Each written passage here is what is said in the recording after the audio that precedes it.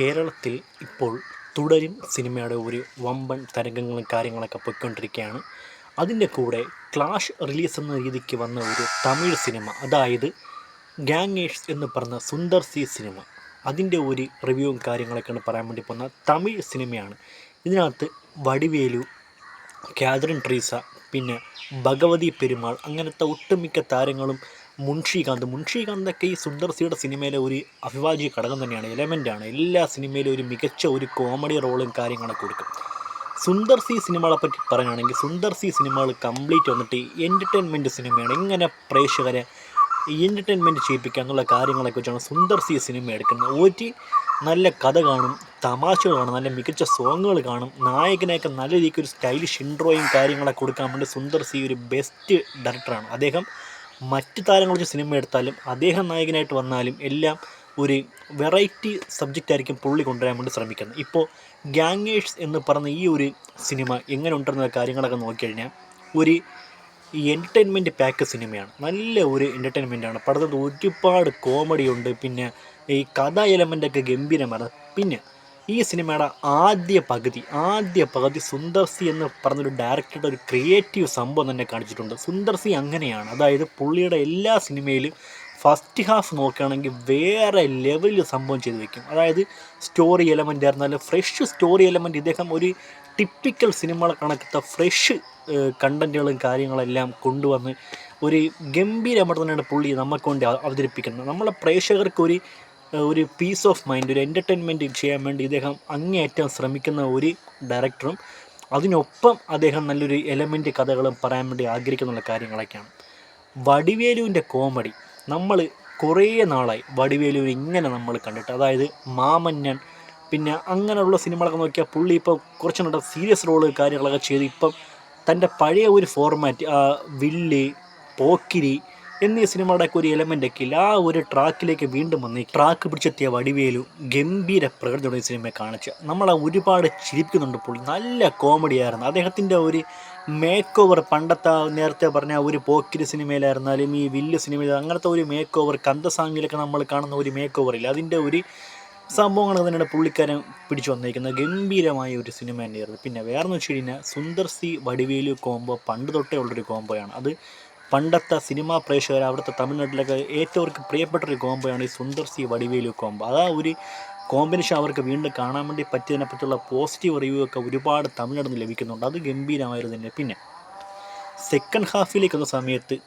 Sundar C സിനിമയുടെ element തന്നെയാണ് മാറിയത്. അതായത് ആദ്യ പകുതിയിൽ ഇതുവരെ കാണാത്ത മികച്ച മേക്കിങ്ങും ഡയറക്ഷനും സ്റ്റോറി എലമെൻറ്റും ഫൈറ്റ് സീക്വൻസ്, തമാശ, സോങ്, അങ്ങനത്തെ കുറച്ച് കാര്യങ്ങളൊക്കെ വെച്ച് അദ്ദേഹം നന്നായിട്ട് ചെയ്തിട്ടുണ്ടെങ്കിൽ സെക്കൻഡ് ഹാഫിൽ വരുമ്പം വെറുതെ ഒരു സുന്ദർ സി സിനിമയായിട്ട് മാറുകയാണ് ഈ പടം. അതായത് സുന്ദർ സിയുടെ പഴയ സിനിമയിൽ എന്താണ് കാണിക്കുന്നത് വെച്ച കാര്യങ്ങളൊക്കെ ആ ഒരു രീതിക്ക് ഈ കഥ അങ്ങ് മാറുന്നിട്ടാണ് കണ്ടത്. വേറെ ഒന്നുമില്ല. പിന്നെ അദ്ദേഹത്തിൻ്റെ കുറേ കോമഡി, ഈ കലകലാപ്പ്, പിന്നെ കലകലാപ്പ് ഫസ്റ്റ്, ഇതിലൊക്കെ കണ്ട ഒരു വന്ദ രാജാത്ത മരുവൺ, ആ ഒരു എലമെൻ്റ് ഇല്ല, ആ ഒരു എലമെൻറ്റ് പിടിച്ച സെക്കൻഡ് ഹാഫ് ഇങ്ങനെ കൊണ്ടുപോകും. അവിടെ ഒരു എൻ്റർടൈൻമെൻറ്റ് ഉണ്ടെങ്കിൽ പോലും ആദ്യം പറഞ്ഞ ഒരു കഥയുടെ എലമെൻറ്റിൻ്റെ ഗ്രാഫ് താഴ്ന്നു വന്നിട്ടാണ് എനിക്ക് തോന്നിയത്. പിന്നെ ഒന്നും മികച്ചതാക്കി അങ്ങേർക്ക് എടുക്കാൻ വേണ്ടി പറ്റിയില്ല. പിന്നെ തമാശ, വടിവേലിൻ്റെ കോമഡി, ഇടയ്ക്ക് വരുന്നതിൽ ട്രെൻഡിങ് ആയ ആ ഒരു പാട്ട്, ആ ഒരു സംഭവങ്ങളൊക്കെ വെച്ച് ഇങ്ങനെ പോയി. പിന്നെ ഒരു എൻഡിങ്ങാണ്.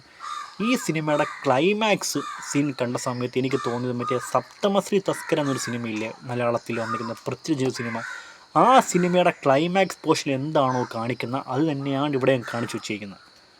അത് സെയിമായിട്ട് തന്നെ എടുത്തിങ്ങ് വെച്ചിരിക്കണം. ആ ഒരു സെയിം എലമെൻറ്റ് തന്നെയാണ് ഈ പടത്തിൽ കൊണ്ടുവന്നിങ്ങനെ വെച്ചിരിക്കുന്നത്. ആ ഒരു റോബർ നടന്നിട്ട് റോബറിക്ക് മുൻതൂക്കം കൊടുത്ത ആളെ കാണാതെ പോവുക, ഈ കൂടെ നിന്നവർ അന്വേഷിക്കുക, പിന്നെ അവർക്ക് ഓരോ പാർട്സിലായിട്ട് ആ ഒരു മണി ട്രാൻസ്ഫർ ചെയ്ത് കൊടുക്കുക എന്നുള്ള കാര്യങ്ങളൊക്കെ സപ്തമശ്രീ തസ്കർ എന്ന സിനിമ നമ്മൾ കണ്ട ഒരു കാര്യമാണ്. അത് തന്നെയാണ് ഇവിടെയും റീക്രിയേറ്റ് ആയിട്ട് ചെയ്ത് വെച്ചിരിക്കുന്നത്. അത് പക്ക ഒരു കോപ്പി അടിയായിട്ട് എനിക്ക് തോന്നിപ്പോയി. പിന്നെ വേറെന്ന് വെച്ച് കഴിഞ്ഞാൽ ഈ സിനിമ തിയേറ്ററിൽ ചെന്ന് കണ്ട എങ്ങനെയായിരിക്കും എന്നുള്ള കാര്യങ്ങളൊക്കെ ചോദിക്കണമെങ്കിൽ നമുക്കിവിടെ ഇപ്പം കേരളത്തിൽ അധികം തിയേറ്ററിൽ ഇതില്ല, അതാണ് ഏറ്റവും വലിയ കാര്യം. തുടരും പിന്നെ മറ്റു സിനിമകളൊക്കെ റൺ ചെയ്യുന്നതുകൊണ്ട് ഈ സിനിമയ്ക്കൊന്നും ഇവിടെ ഒരു സ്പേസ് കിട്ടിയിട്ടില്ല.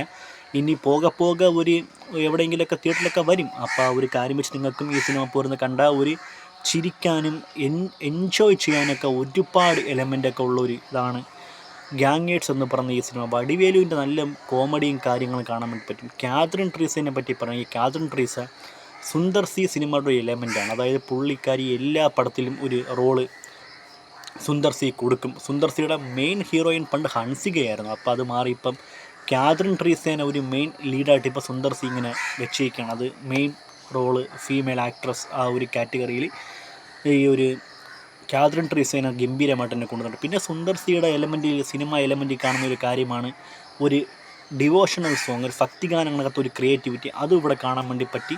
പിന്നെ മികച്ച കുറേ വില്ലന്മാർ, അങ്ങനത്തെ ഒരുപാട് കാര്യങ്ങളൊക്കെ വരുന്നുണ്ട്.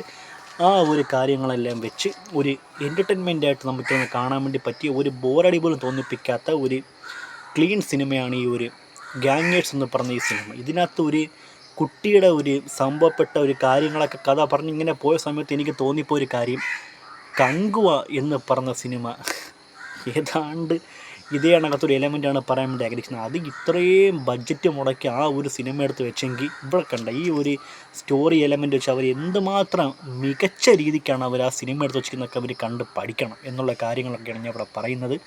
അപ്പോൾ ഒരു രീതിക്ക് മുഷിപ്പ് തോന്നിക്കാത്ത ഒരു എൻ്റർടൈൻമെൻറ്റ് സിനിമയാണ് ഈ ഗാങ്ങേഴ്സ് എന്ന് പറഞ്ഞ ഈ സിനിമ. ഇവിടെ സുന്ദർ സി എന്ന ഭയങ്കര ഡിമാൻഡുള്ള താരങ്ങളൊന്നും അല്ലെങ്കിൽ പോലും അവരെടുക്കുന്ന സിനിമയിൽ നീതി പുലർത്തി അവർ സിനിമകൾ ചെയ്യുന്നുണ്ട്.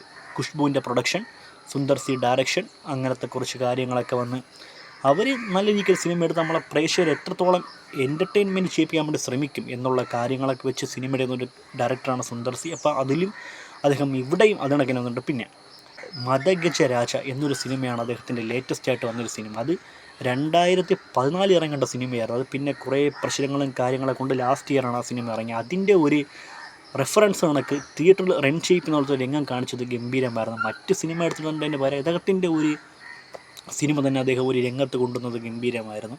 പിന്നെ കുറേ കോമഡി വീണ്ടും വരുന്നു. അങ്ങനെ അവസാനം ഒരു ഗുഡ് എൻഡിങ് ആയിട്ട് തന്നെയാണ് സിനിമ എൻഡ് ചെയ്യുന്ന ആ ഒരു കാര്യം വെച്ച് തിയേറ്ററിൽ നിന്ന് കണ്ടു കഴിഞ്ഞാൽ 2 മണിക്കൂറോളം നമുക്ക് എൻ്റർടൈൻമെൻറ്റ് ചെയ്ത് കാണാൻ വേണ്ടി പറ്റിയ ഒരു മികച്ച സിനിമയാണ് ഈ ഒരു ഗാങ്ങേഴ്സ് എന്ന് പറഞ്ഞ ഈ സിനിമ.